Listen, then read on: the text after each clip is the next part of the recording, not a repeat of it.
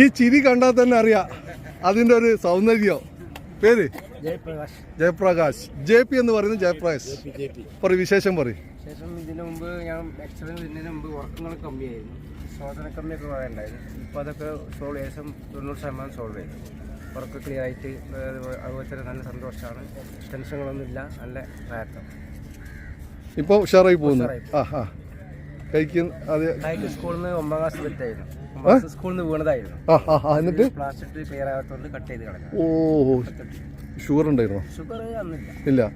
ഷുഗറിന്റെ ബോർഡറിലാണ്. ഞാൻ ചോദിക്കട്ടെ, ആക്സിഡന്റ് സംഭവിച്ച സ്കൂളിൽ നിന്ന് വീണതായിരുന്നു. ഓക്കെ, അപ്പൊ കട്ട് ചെയ്യേണ്ട ആവശ്യം അത് മണ്ണും ചെളിയൊന്നും ഇതാക്കാത്തോണ്ട് ട്രീറ്റ് അടിച്ചിരുന്ന അവർ പറയുന്നത്. ഓക്കെ, എന്നാലും ട്രീറ്റ് അടിച്ചാലും ചില ബോഡികൾ ഇങ്ങനെ വരാൻ ചാൻസ് ഉണ്ടെന്നൊക്കെയാണ് പറയുന്നത്. ഇതൊന്നും പ്രശ്നമില്ലാതെ ഈ മെക്സവനും ഈ ചിരിയാണ് എനിക്ക് ഇഷ്ടപ്പെട്ടത്. ഇതെല്ലാം പറയാക്കാൻ പറ്റില്ല. എന്നും അങ്ങനെ തന്നെ നിൽക്കട്ടെ. മഞ്ചേരി പുൽപ്പറ്റയിൽ നിന്നും രാവിലെ 4 മണിക്ക് പ്രായമൊന്നും നോക്കാതെ ബേപ്പൂർ മണ്ണിലെത്തിയിട്ടുള്ള പേരെന്തായിരുന്നു? മൊയ്തീൻ. വയസ്സ് അറിഞ്ഞാൽ ഞെട്ടിപ്പോവും. കാരണം 72 അങ്ങോട്ട് ഓടിക്കൊണ്ടിരിക്കുകയാണ്. എന്ത് പറയുന്നു ഇവിടെ വന്നിട്ട്?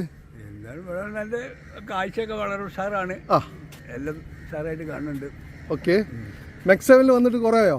അപ്പോൾ 2-3 മാസമായി. വരുന്നതിന് മുമ്പ് വല്ല ആരോഗ്യ പ്രശ്നങ്ങൾ എന്തെങ്കിലും ഉണ്ടായിരുന്നോ? പ്രശ്നങ്ങൾ ഉണ്ട്. ഇപ്പോൾ കുറെ കുറവുണ്ട്. എന്തൊക്കെ കുറവുണ്ട്? ചെയ്യാത്തിരിക്കാനൊന്നും വിചാരിച്ചു. ഇപ്പൊ അതിനൊക്കെ വയ്ക്കും. അതൊക്കെ തന്നെ കാര്യമായിട്ടുള്ളു. വേദന അതൊക്കെ കുറെ കുറവുണ്ട്. ഓക്കെ. പിന്നെ വേറെന്ത് പറയാനുള്ളത്? നിങ്ങൾ സംഘമായിട്ടാണല്ലോ വന്നത് ബസ്സില്. ഇവരെ കൂടെ കൂടിയിട്ട് നിങ്ങളെ വയസ്സ് കുറഞ്ഞതായിട്ട് നിങ്ങൾക്ക് തോന്നുന്നുണ്ടോ?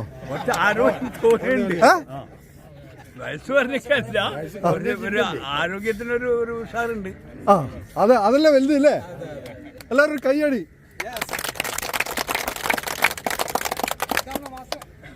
പേര് പറയോ? എൻ്റെ പേര് സൈതലവി.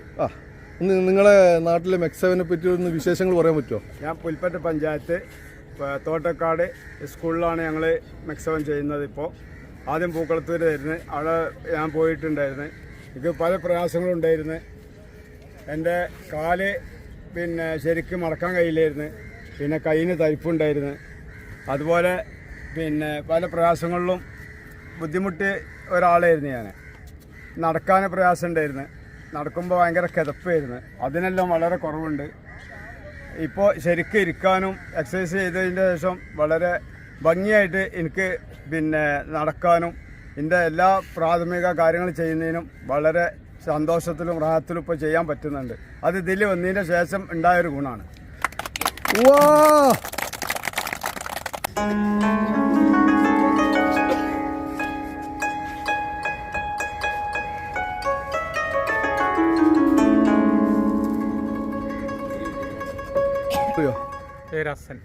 വയസ്സ് പറഞ്ഞ പ്രശ്നമുണ്ടോ? വയസ്സ് 59. ഓ, ഏജാണ്. ഓക്കെ, പറയൂ വിശേഷങ്ങൾ. പറഞ്ഞാൽ എനിക്ക് സ്ട്രോക്ക് വന്ന ആളാണ് ഞാൻ. എത്ര മുമ്പ്? ഇപ്പൊ 9 മാസമായി. അപ്പോൾ ഞാൻ ഇപ്പോൾ ഈ എക്സസൈസ് ഈ മെക്സൽ വരാൻ തുടങ്ങിയാൽ എനിക്ക് കാലൊക്കെ പൊന്തി തുടങ്ങി. ഈ കാല് എനിക്ക് ചാടാനും കഴിയുന്നു. അപ്പോൾ ചാടുമ്പോൾ നമുക്ക് പൊന്താനൊക്കെ കഴിയുന്നുണ്ട്. അങ്ങനെയൊക്കെ കഴിയുന്നുണ്ട്. പിന്നെ ഇരിക്കാനും നടക്കാനൊക്കെ ഓരോ ബുദ്ധിമുട്ട് കുറേ കുറഞ്ഞു. അത്യാവശ്യം നല്ല സുഖമായിട്ട് നടക്കും. ഒരുപാട് സുഖമുണ്ട്. സ്ട്രോക്ക് ഏത് ടൈപ്പ് സ്ട്രോക്ക് വന്ന? എനിക്ക് ഈ ഭാഗം കുഴഞ്ഞൊക്കെയായിരുന്നു, ഈ കാലും ഈ കയ്യും. എപ്പോഴും സംബന്ധിച്ച് രാത്രിയിലാണോ? അത് ഒരു ഉച്ചക്ക് നോമ്പ് കഴിഞ്ഞ റമദാനിൽ മൂന്നാമത്തെ നോമ്പിന് ഒരു നിസ്കാരം കഴിഞ്ഞ് പള്ളിയിൽ നിന്ന് ഇറങ്ങുമ്പോഴാണ് സംഭവിച്ചത്. എന്താ സംഭവിച്ചത്? എനിക്ക് കാലിലിങ്ങനെ കുഴച്ചിലിങ്ങനെ കാലിലിങ്ങനെ പൊടുത്തം കിട്ടാതെ ഇങ്ങനെ വന്നു.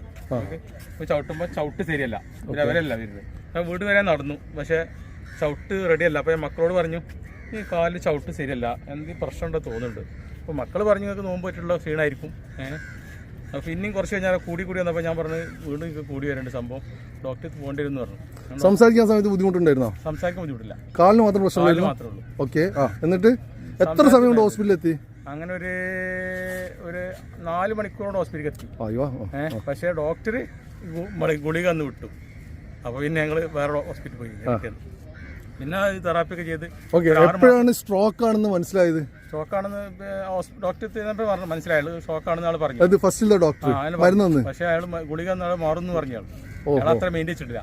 പിന്നെ ഞങ്ങൾ മറ്റേ പെരിന്തൽമണ്ണ EMS പോയി. EMS പോയപ്പോൾ അയാൾ MRI സ്കാനൊക്കെ എടുത്തപ്പോൾ സ്റ്റോക്ക് ഉണ്ട്, തലക്ക് ഈ ഭാഗത്ത് സ്റ്റോക്ക് ഉണ്ട് പറഞ്ഞു. അങ്ങനെ ഈ ഭാഗം കഴിഞ്ഞപ്പോൾ അയാൾ അവിടെ അഡ്മിറ്റ് ചെയ്ത് പിന്നെ 2 ദിവസം കൊണ്ടൊക്കെ റെഡിയായി. നിങ്ങൾ മെഡിസിൻ മാത്രമല്ലേ യൂസ് ചെയ്തിട്ടുള്ളൂ? മെഡിസിനില്ലേ? അങ്ങനെ ശരി.